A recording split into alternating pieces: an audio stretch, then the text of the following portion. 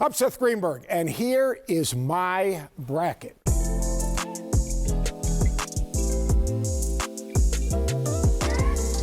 We will start right here in the East, and it's pretty simple. UConn is the best team in the country. They're advancing. All right, Florida Atlantic, Northwestern. Northwestern's beat up. Boom. Florida Atlantic advances. They're trying to repeat and get back to the Final Four. San Diego State, UAB. UAB played their way in, but Andy Kennedy, great season. But, you know, your time's about to be done. And Bruce Pearl, he prepares as well as any team in the country. There we go right there on that side. Now, as we go, BYU Duquesne. Keith Dambright, he is retiring after the NCAA tournament. Great that he's back in the NCAA tournament. LeBron James, high school coach, he advances. Illinois, Morehead State, sneaky good. Illinois State, the Big Ten champions, they will advance. Washington State, Drake, here's one of my upsets, the old 7-10s. All right, right there. Tucker DeVries, big time player. Could have a Dougie McDermott type NCAA tournament. And then Iowa State, South Dakota State. By the way, TJ Osselberger used to coach at South Dakota State. He will put a suffocating defense on South Dakota State. We go down the bracket right here. North Carolina, Howard. I got North Carolina, but Seth Towns, he's about 30 years old. Unbelievable career that he's had. Mississippi State, Michigan State, these two teams, first to 50 wins, would be absolute rock fed. I got Tom Izzo advancing. St. Mary's, Grand Canyon. Grand Canyon, a lot of people are picking. St. Mary's, big, physical, tough. They go on. And we've got Alabama, Charleston. This game will be at a fast pace. Alabama rebounds from a tough performance in the SEC, and they advance. And then we go to the bottom of the bracket here, and Clemson, New Mexico. New Mexico, to me, is one of the sleepers. I'm going to have them advance to Clemson, who struggled a little bit down the stretch. Baylor, Colgate. Colgate will try to own the tempo of the game. Baylor, just too talented. Dayton, Nevada, another Nevada. I really like this Nevada team. Jared Lucas, a big-time three-point shooter. They advance. And then Long Beach State. Dan Munson will not be coaching there next year, but did an incredible job in the tournament. And Arizona advances. And then we go over to the South region right here.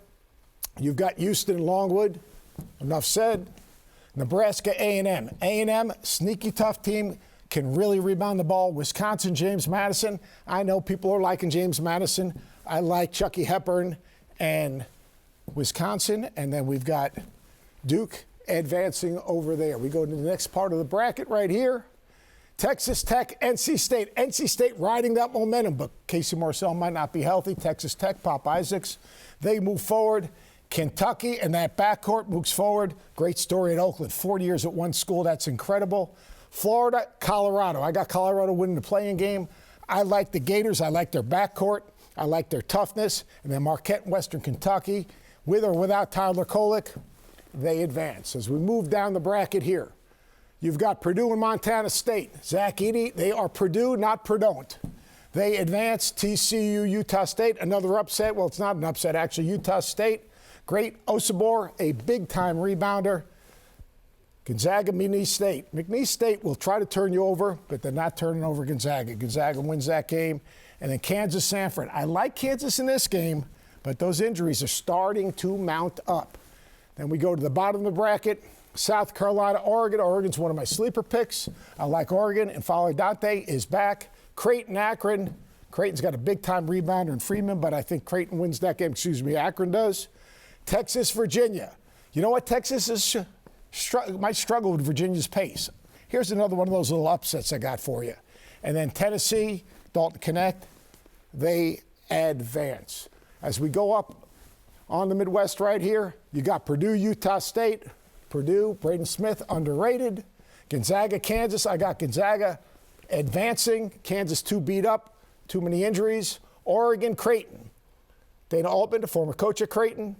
I'm going to go with Oregon as my other type of upset, and then Tennessee takes care of Virginia right there. So now we go to the other side here. We're going to go to the bottom of the West here. We've got New Mexico and Baylor. I got Baylor advancing. That guard play is just too good.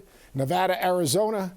I like this Arizona team. They're starting to defend a little bit. Caleb Love makes a difference in this team. St. Mary's, Alabama. Fast-paced game. Again, this is another one of my upsets. They'll get that thing to a crawl. North Carolina, Michigan State. Carolina, although they did not play well in the championship game, they're better than that. Then we'll go right here on the East. You've got Drake and Iowa State. Suffocating defense of Iowa State. turn you over 25% of their possessions.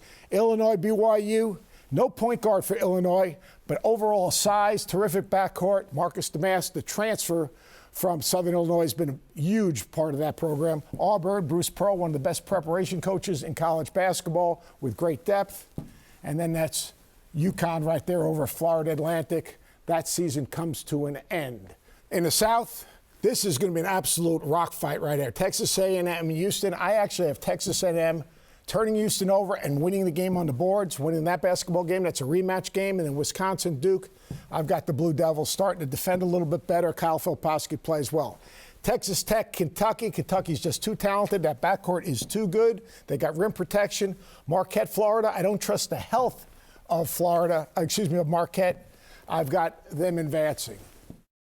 We get to the Sweet 16. Texas A&M, Duke. Texas A&M really rebounds the basketball. I think Duke's going to respond. Really important for Jeremy Roach to become a leader. Kentucky and Florida. Kentucky in the rematch. They were 1-1 during the course of the season. Purdue, Gonzaga. Purdue is too big, too physical. They handle the pace of the game. And then Oregon, Tennessee. I've got Oregon winning that, Tennessee winning that game. On the other side here, UConn and Auburn. UConn is the most talented team, most complete team in college basketball. Illinois, Iowa State. I like this Iowa State team. I like their physicality. I like their ability to defend. UConn back up there. North Carolina, St. Mary's. North Carolina is too big, too physical, too fast. And then Arizona, Baylor. I've got Arizona winning this game, which is going to create an absolutely incredible matchup. So as we move forward here, all right, you've got UConn, Iowa State. This will be an interesting game. Can UConn handle the pressure of Iowa State? I think they do. Their backcourt is going to be good enough. I've got North Carolina, Arizona. That's Caleb Love, and that's R.J. Davis. All right, both guys player of the year in their respective conferences. I've got Arizona winning that game, balancing in the front court. Then we've got Duke and Kentucky. I think Kentucky's athleticism, their guard play, their depth, their physicality, and I've got Purdue getting to the Final Four. As we get to our final games, UConn, Arizona. UConn has been the most dominant team in college basketball all season long. They got the size, athleticism, shot making, depth, defense, and coaching.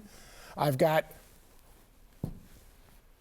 UConn going to the championship game. I've got Kentucky beating Purdue. Their front court has the ability to deal with Zach Edey. They go here. And then in the championship game right here, I've got UConn repeating.